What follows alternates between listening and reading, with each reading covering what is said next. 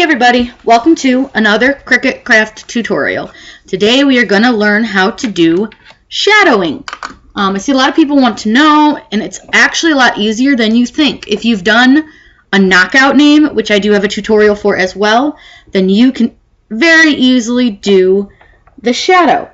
It's super fun, super easy, and it'll give your designs a nice pop.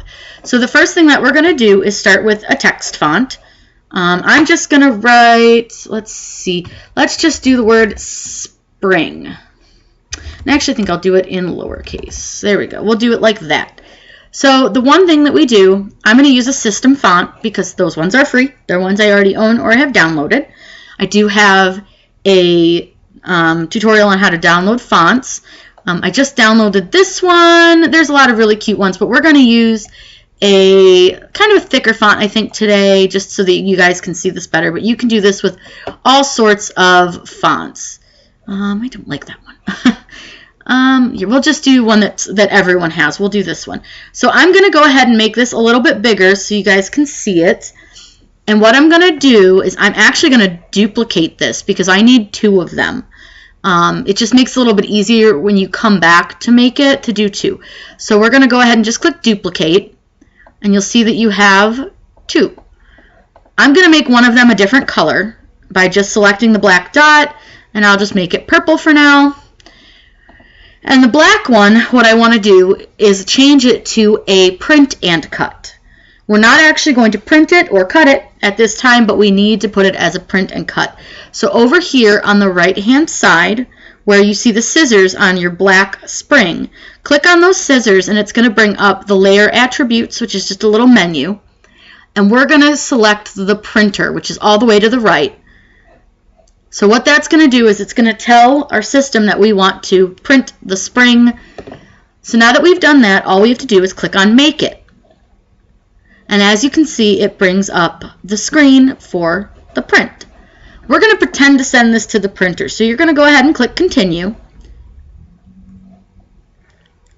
And we're going to click Send to Printer. Now the one thing you want to make sure is that your bleed is on. If your bleed is off, make sure it's on, because if it's off, this is what it looks like and it's not going to be fat enough to work for what we need it to do. So go ahead and make sure your bleed is on. And from this point, you are going to right click on the photo of the spring here and save the image as. I'm just going to save my image as 1 so that I can easily find it here in my Cricut folder. Now don't click print, just exit out with this X and go ahead and cancel your print. Yes, we want to cancel. Now you can delete your black word for spring. So I'm just going to click the X and get rid of it. We don't need it anymore.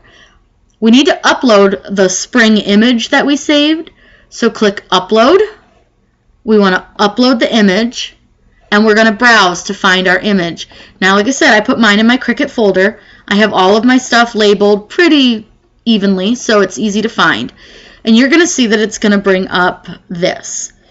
I always select Simple when it's just this simple 2-color item, and click Continue. Now we have to clean it up. I'm going to zoom it in so you guys can see better. And what we're going to do is delete the background from all the parts. So make sure you get in between the two letters here, the P and the G. And then we have to delete these side box because we don't need it. So we're going to just click it a couple times, and for whatever reason it leaves the little corners sometimes, and sometimes it doesn't. If it leaves your little corners, it's just easiest to take your little eraser, the circle, and just click on your little corners and get rid of them. And then all we're going to do is click Continue. Now you want to save this item as a cut image. So we're going to go ahead and click Save. And it's going to put it into our recently uploaded images. So we want to insert the image into our canvas. And then we're going to pull it over so we can see it. And you're going to turn it so that it is straight up and down. I usually just use the grid lines to make sure that it's straight. And then you're going to make it nice and big. And what we need to do is make it so that it fits behind the spring.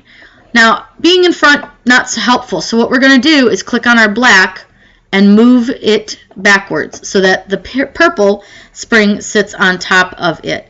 Now, you do need to do some adjusting here and there to it, and that's just going to be a personal preference type of thing. You can unlock it and change it.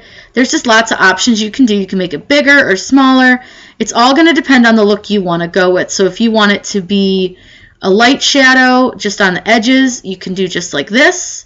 And you want to pull it over a little bit so that it looks more shadowy. And there you go. Now you have a 3D looking letter. And what that's going to do when it cuts it, it will cut your two different colors. So I'll show you. And I will go ahead and cut this on cardstock because I have no need for this in life. But I want to show you guys what it's going to do when it cuts your project. So you'll see that it's going to cut it in two different colors. So we're going to have it cut in black, and then it's going to cut in the purple. So I will get some cardstock going, and I'll show you guys it cutting, and then we can show you guys how the shadow came out. All right, we are ready to cut our files. So the one thing you want to make sure you do is note which color is cutting first. So I'm going to do a gray background to a yellow. So it's going to cut my black from the mat first. So we're going to insert our gray, and we're going to have it go ahead and cut that out. So you hit load, and then you hit the Cricut go button. Make sure you do have your dial set to cardstock or whatever you're cutting. So if you're doing vinyl, make sure it's vinyl. And what it's going to do now, it's going to cut out our letters. And like I said, the next color we're going to do is the yellow. Now with the cardstock, this is great because you could use it for, you can actually use it on a card. You could do a picture frame with it. Lots of really fun options rather than just doing this with vinyl and maybe putting it on something that way. Cardstock you can do a lot of fun things with. I see a lot of really great crafts that everyone's been coming up with. So we've done our spring in gray. So I'm going to pop it off so you can see kind of how it cut. So it's going to cut each individual letter. Now if you did a script font, it would cut it all as one piece. But I wanted to use something that was going to be a little bit chunky and a little fun to see and easier for you guys to see. So let me pull off all the letters. Here it only takes a second. I always bend my mat back a little bit. I don't know if you guys can really see over there. I bend my mat back and it pops up the corner of my letter, and then I just pull my letter off, and I've only got the two little dots, so I could just easily pop those off with my nail. So we'll pop those off. Apparently that one doesn't want to come off. And then we'll go ahead and put in our yellow. Now the yellow is going to print the spring the long way for some reason, so I'm going to just load my paper this direction just to make sure that it doesn't cut any of it off. And we're going to just put that like that. And it's going to go ahead and hit load, hit the Cricut button, and this time it's going to cut it a little less chunky.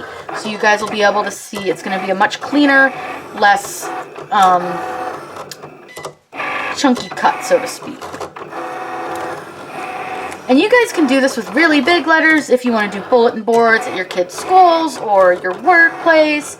There's lots of really fun things that you can do. You can cut these with poster board as well. The poster board's a lot of fun to work with on this.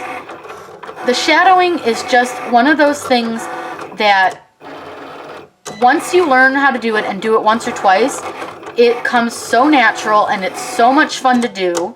And it's really quick and easy. So we're going to pull this off, and then I'm going to lay it down, I think, on the mat just to make it easier for you guys to see, because I don't have anything to glue it to right now. So I'm just going to lay my spring down here on the mat, and then I'll move my other letters on top of it so that you guys can see it. So this isn't going to be 100% even, but it'll give you guys an idea of what it will look like once you have made your project. So here's our shadow. You always put your shadow down first, and then I'm going to peel up my letters so that you can see. And all you do is when you come back here to this part, you just line them up where you want them to shadow. So it's all up to how you want to place them. I'm kind of doing a low shadow. You could move them so they do like a higher shadow like this. It's just all up to how you want your project to look. Now if I had glue, and I was actually doing this as a permanent project, I would glue each piece to each piece, but I'm not doing that today. I'm just showing you guys kind of an example of how your project will look once you have shadowed it. And I know some of them are going to probably fall off a little bit as I keep going because there's nothing for them to stick to. But this just gives you guys an idea of how easy and fun doing a shadow in Design Space is. There's a lot of really great options you can do with these. You can actually do them with pictures as well, but I wanted to show you guys a quick font. I wish this art would stay stuck so you guys could see. Hopefully you guys have a good view of this and the gray isn't too light, but you guys can see how fun and easy this was. If you have any questions, please let me know below. I am always happy to help you guys out with anything you might need help with. If you have a tutorial that you want to request, also leave that down below. Make sure you do subscribe to my channels. I put out new videos all the time. I love making them. It is so much fun for me. I learn a lot by making my own videos. If you want to make sure that you know when I put out a new video, make sure that you hit that little bell button that's down below, and that will send you a little alert when you log into YouTube that I have added a new video. Have a wonderful day.